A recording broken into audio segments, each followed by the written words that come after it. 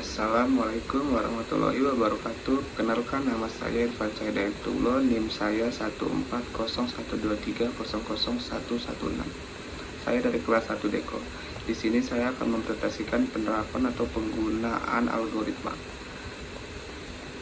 Ini saya akan membahas yang pertama itu adalah pengertian algoritma, yang kedua ada fungsi algoritma, yang ketiga ada contoh langkah-langkah algoritma dalam kehidupan sehari-hari, yang keempat ada pengertian flowchart, yang kelima ada struktur flowchart. Di sini kita masuk ke pembahasan yang pertama, algoritma. Algoritma adalah suatu upaya dengan urutan operasi yang disusun secara logis dan sistematis untuk menyelesaikan suatu masalah untuk menghasilkan suatu output tertentu. Kita lanjut ke yang kedua, fungsi algoritma.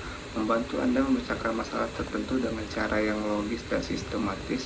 Algoritma dapat digunakan lebih dari satu kali untuk menyelesaikan masalah yang sama.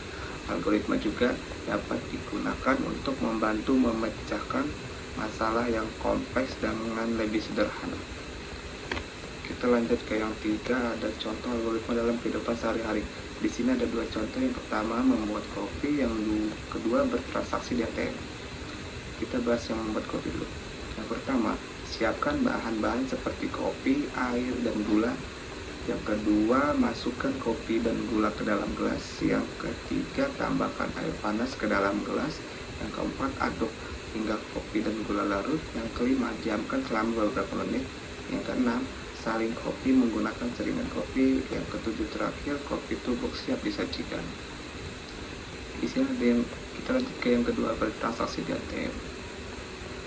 Yang pertama, masukkan kartu ATM ke dalam mesin. Yang kedua, masukkan PIN.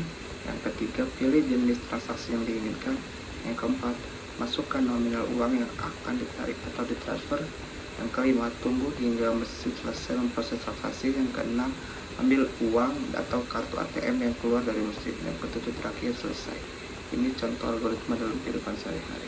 Kita lanjut ke pembahasan yang flowchart. Flowchart atau bagian alur adalah diagram yang menampilkan langkah-langkah dan keputusan untuk melakukan sebuah proses dari suatu program. Setiap langkah digambarkan dalam bentuk diagram dan dihubungkan dengan garis atau arah panah. Lanjut ke struktur flowchart. Yang pertama ada struktur sequence. Struktur sequence adalah diagram flowchart sederhana yang alurnya disusun mulai dari atas hingga bawah. Struktur ini tidak memiliki cabang atau pengulangan. Struktur sequence flowchart biasanya digunakan untuk menggambarkan alur kerja program yang sederhana dan tidak terlalu kompleks. Lanjut ke yang kedua, ada struktur branching. Struktur branching adalah diagram yang alurnya ada atau banyak terjadi alih kontrol berupa percabangan dan terjadi apabila kita dihadapkan pada kondisi dengan dua pilihan, yaitu benar atau salah. Dalam menggambarkannya kita menggunakan simbol kotak keputusan atau decision. Yang ketiga ada struktur looping. Diagram flowchart yang memiliki alur untuk mengulang proses atau langkah-langkah yang ada sebelumnya sehingga mencapai suatu kondisi tertentu. Contoh algoritma dan flowchart pada penentuan bilangan genap di bawah nilai 100, sehingga percetakan bilangan genap tersebut akan terus mengalami pengulangan hingga kondisi terpenuhi pada angka 100. Tiga struktur di atas juga bisa dikombinasikan atau digunakan bersama untuk menyusun sebuah diagram.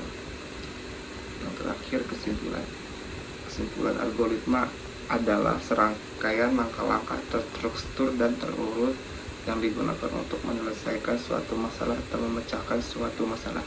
Jadi, kesimpulan algoritma dalam programan itu sangat penting untuk pengembangan perangkat lunak karena dapat membantu memecahkan masalah secara efektif dan efisien. Sekian presentasi saya. Assalamualaikum.